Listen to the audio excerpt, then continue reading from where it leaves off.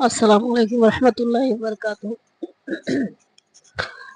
کافی دنوں سے سیرت النبی کا سلسلہ رکا ہوا تھا،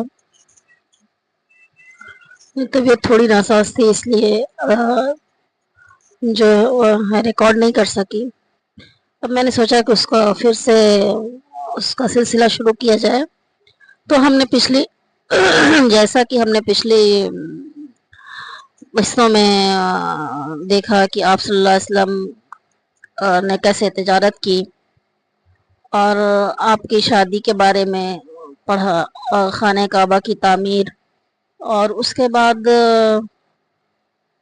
آپ کے مخصوص صحابہ کرام کے بارے میں جانا، اور پھر آپ صلی اللہ علیہ وسلم پہ جو وحی نازل ہوئی، پہلی وحی اور احرا میں کس طرح سے نازل ہوئی، اس کے نزول کے بارے میں پڑھا اور سنا۔ اس کے بعد آپ صلی اللہ علیہ وسلم جو ہے لوگوں میں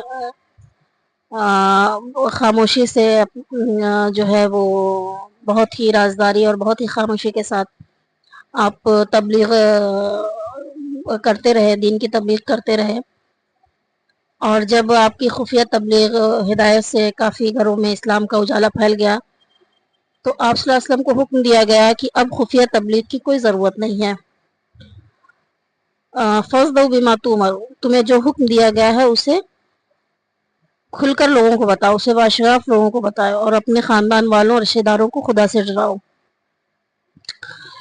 ابن عباس رضی اللہ عنہ سے صحیح بخاری میں اس طرح مروی ہے کہ جب آیت وَانذِرْ عَشِيرَتَكَ الْأَقْرَبِينَ نازل ہوئی تو نبی کریم صلی اللہ علیہ وسلم نے اس آیت کریمہ کے نازل ہونے کے بعد بنی ہاشم اور بنی عدی کو جمع کیا۔ کل 45 آدمی تھے۔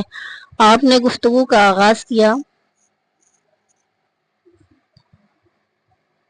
ابو لہب نے درمیان میں مداخلت کر دی اور بول پڑا، دیکھو یہ تمہارے چچا اور چچیرے بھائی ہیں، بات کرو لیکن نادانی چھوڑو، یہ سمجھ لو کہ تمہارے خاندان پورے عرب سے مقابلہ کی طاقت نہیں رکھتا، اور میں سب سے زیادہ حقدار ہوں کہ تم کو پکڑوں۔ تمہارے لیے تمہارے باپ کا خانوادہ ہی کافی ہے۔ اگر تم اپنی ضد پر قائم رہے تو قریش کے سارے قبائل تم پر ٹوٹ پڑیں گے، پھر یقیناً تم اپنے باپ کے خانوادہ کے لیے سب سے بڑھ کر تباہی کے باعث ہوگے۔ ابو لہب کی اس بکواس کے بعد آپ نے خاموشی اختیار فرما لی اور اس اجتماع میں کوئی گفتگو نہ ہوئی۔ اس کے بعد انہیں دوبارہ جمع کیا اور ارشاد فرمایا، تمام حمد اللہ کے لیے ہے، میں اس کی حمد کرتا ہوں، اسی سے مدد کرتا ہوں، اسی سے مدد طلب کرتا ہوں، اسی پر ایمان رکھتا ہوں، صرف اسی پر بھروسہ کرتا ہوں، اور گواہی دیتا ہوں کہ اللہ کے سوا کوئی لائق عبادت نہیں، وہ اکیلا ہے، اس کا کوئی شریک نہیں۔ پھر آپ نے فرمایا، رہنما اپنے گھر کے لوگوں سے جھوٹ نہیں بول سکتا، اس خدا کی قسم جس کے سوا کوئی معبود نہیں، میں تمہاری طرف خصوصاً اور لوگوں کی طرف عموماً اللہ کا رسول ہوں۔ واللہ تم لوگ اسی طرح موت کی آغوش میں پہنچ جاؤ گے جیسے سوتے ہو، اور اسی طرح دوبارہ اٹھائے جاؤ گے جیسے سونے کے بعد جاگ جاتے ہو، اور پھر جو کچھ کرتے ہو اس کا حساب لیا جائے گا، اس کے بعد ہمیشہ کے لیے جنت ہے یا ہمیشہ کے لیے جہنم۔ ایک اور مستند روایت میں یوں ہے کہ جب آل ہاشم کھانے سے فارغ ہو گئے اور دودھ پینے میں مشغول تھے تو آپ صلی اللہ علیہ وسلم نے فرمایا، حاضرین، میں تم سب کے لیے دنیا و آخرت کی فلاح لے کر آیا ہوں، میں نہیں جانتا کہ اس سے بہتر وہ افضل عرب کا کوئی شخص کچھ لایا ہو۔ مجھے اللہ تعالیٰ نے حکم دیا ہے کہ میں تم لوگوں کو اس کی دعوت دوں، بتاؤ تم میں کون میرا ساتھ دے گا۔ یہ سنتے ہی مجمع پر سناٹا طاری ہو گیا، لیکن علی ابن ابی طالب نے کہا، یا رسول اللہ، میں حاضر ہوں، میں آپ کا ساتھ دوں گا۔ نبی کریم صلی اللہ علیہ وسلم نے ابو طالب سے فرمایا، چچا اس کی بات مانا کیجیے اور یہ جو کہے سنا کیجیے۔ آپ کے اس فقرے پر مجمع کھلکھلا کر ہنسنے لگا اور ابو طالب سے تمسخراً کہا، دیکھو محمد نے کہہ دیا ہے کہ آج سے تم اپنے فرزند کا حکم مانا کرو۔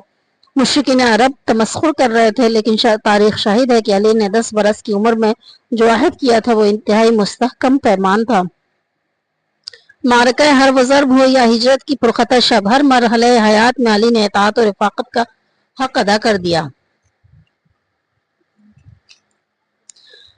ایک روز آپ نے کوئی صفا پر چڑھ کر بلند آواز سے لوگوں کو پکارا، یا صباح، اور یہ آواز سن کر لوگ جمع ہو گئے۔ صحیح بخاری میں حضرت ابن عباس رضی اللہ عنہما سے روایت ہے کہ جب آیت وَانذِرْ عَشِيرَتَكَ الْأَقْرَبِينَ نازل ہوئی تو نبی کریم صلی اللہ علیہ وسلم نے بطون قریش کو پکارا، اے بنی فہر، اے بنی عدی، یہاں تک کہ سب جمع ہو گئے، اور اگر کوئی نہیں آ سکا تو اس نے اپنا نمائندہ بھیج دیا کہ دیکھو کیا معاملہ ہے۔ قریش آ گئے، ان میں ابو لہب بھی تھا۔ جب سب جمع ہو گئے تو آپ نے دریافت فرمایا مجھے بتاؤ کہ اگر میں تمہیں خبر دوں کہ ادھر وادی میں شہ سواروں کی ایک جماعت ہے جو تم پر حملہ کرنا چاہتی ہے تو تم مجھے سچا مانو گے؟ سب نے ایک زبان ہو کر کہا کہ ہم نے آج تک آپ پر سچ ہی کا تجربہ کیا ہے۔ پھر آپ نے فرمایا میں ایک سخت عذاب کی خبر دینے کے لیے بھیجا گیا ہوں۔ اس پر ابو لہب نے کہا تو سارے دن غارت ہو، کیا تو نے اسی کے لیے بلایا تھا؟ اس پر سورۃ تبت یدا ابی لہب نازل ہوئی، ابو لہب کے دونوں ہاتھ غارت ہوں اور وہ خود غارت ہو۔ اس واقعے کا دوسرا حصہ صحیح مسلم میں حضرت ابو ہریرہ سے مروی ہے، وہ کہتے ہیں کہ جب آیت وانذر عشیرتک الاقربین نازل ہوئی تو نبی کریم صلی اللہ علیہ وسلم نے لوگوں کو پکارا، اور آپ کی پکار عام بھی تھی اور خاص بھی۔ آپ نے فرمایا اے جماعت قریش، اپنے کو جہنم کی آگ سے بچاؤ، اے بنی کعب اپنے آپ کو عذاب جہنم سے بچاؤ، اے محمد کی بیٹی فاطمہ اپنے کو عذاب جہنم سے بچاؤ۔ اس پیغام سے اللہ کے رسول نے عمومی طور پر لوگوں پر اور خصوصی طور پر اپنے قریب ترین رشتہ داروں پر واضح کر دیا کہ آخرت کی نجات کا دار و مدار عقیدہ توحید اور آخرت اور ایمان بالرسالت پر ہے۔ کوہ صفا پر یہ اعلان حق دنیا عرب کے لیے گویا بجلی کا کڑکا تھا۔ پورے سماج میں ہلچل پیدا ہو گئی۔ قبائلی و نسلی برتری کے احساس سے مخمور اصحاب اقتدار نے ایک نئے انقلاب کی آہٹ محسوس کر لی تھی۔ حالی کا ایک شعر ہے کہ یہ بجلی کا کڑکا تھا یا صوت ہادی، عرب کی زمین جس نے ساری ہلا دی۔ وہ جانتے تھے کہ عقیدہ توحید و رسالت کا مطلب ہے کہ کائنات کا اقتدار صرف خدا وحدہ لا شریک کے لیے ہے، اور ایمان برسالت کا مطلب ہے کہ اپنے آپ کو مکمل طور پر رسول اللہ کے حوالے کر دیا جائے صلی اللہ علیہ وسلم۔ بلا چون چرا ان کی اطاعت و پیروی کی جائے اس طور پر کہ دوسروں کا کیا ذکر، خود اپنی جان و مال پر کوئی اختیار نہ رہ جائے گا۔ دعوت تبلیغ و رسالت سے قبائل عرب میں ایک ہلچل سی مچی ہوئی تھی کہ اللہ کی طرف سے حکم آ گیا فَأَصْدَوْا بِمَا تُؤْمَرُوا وَأَعْرِضُوا عَنِ الْمُشْرِكِينَ۔ آپ کو جو حکم دیا گیا ہے اسے صاف صاف بیان کر دیجئے اور مشرکین سے رخ پھیر لیجئے۔ اس حکم کے بعد رسول اللہ صلی اللہ علیہ وسلم نے کھلم کھلا معبودان باطل کی حقیقت بیان کرنی شروع کر دی۔ آپ لوگوں پر ان کی بے قدری واضح کرنے لگے۔ آپ نے واضح طور پر انہیں بتایا کہ یہ بت جنہیں تم نے خود بنایا ہے، جو اپنی نقل و حرکت میں تمہارے محتاج ہیں، یہ نہ کچھ دیکھ سکتے ہیں نہ کچھ سن سکتے ہیں، یہ اتنے بے بس ہیں کہ اپنے اوپر سے مکھیوں کو بھی اڑا نہیں سکتے، پھر یہ تمہاری مدد کیسے کر سکتے ہیں؟ انہیں کیوں پکارتے ہو؟ تم ان کو اللہ کی بارگاہ میں وسیلہ بناتے ہو، یہ تمہاری بہت بڑی گمراہی ہے۔ رسول اللہ صلی اللہ علیہ وسلم نے مشرکین کو اللہ کا فرمان سنایا انکم وما تعبدون من دون اللہ حسب جہنم،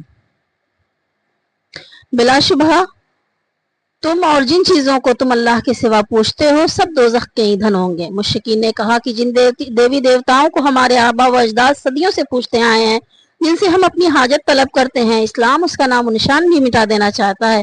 اسی احساس نے نبی کریم صلی اللہ علیہ وسلم کے خلاف عداوت و نفرت کی آگ بھڑکا دی، پھر وہ ہر قسم کے ظلم و استبداد پر آمادہ ہو گئے۔ چنانچہ ایک روز پیغمبر اسلام صلی اللہ علیہ وسلم نے حرم کعبہ میں جا کر توحید کا اعلان فرمایا تو کفار سخت مشتعل ہو گئے۔ مشرکین کے نزدیک یہ حرم کی سب سے بڑی توہین تھی۔ پھر ایک بڑا دلدوز منظر سامنے آیا۔ آج وہی جسے عرب سب سے زیادہ پاک باز، سب سے بڑھ کر سچا اور سب سے بہتر انسان سمجھتے تھے، لیکن آج وہی سب سے زیادہ سچی بات کہنے اور قلب و روح کی پاکیزگی کا پیغام سنانے کی پاداش میں چاروں طرف سے گھیر لیا گیا ہے۔ ہر درجہ مشتعل مجمع چاروں طرف سے آپ کے گرد امڈ آیا ہے۔ ہنگامہ برپا ہے، ہران آپ کی جان کے لیے خطرہ بڑھتا جا رہا ہے۔ حارث ابن ابی حالہ آپ کے ربیب شور سنتے ہیں اور بڑی تیزی سے آگے بڑھتے ہیں۔ مجمع کے قریب پہنچ کر آپ کو بچانا چاہتے ہیں، لیکن ہر طرف سے ان پر تلواریں پڑی اور وہ شہید ہو گئے۔ اسلام کی راہ میں یہ پہلا خون تھا۔ صدق اللہ العظیم۔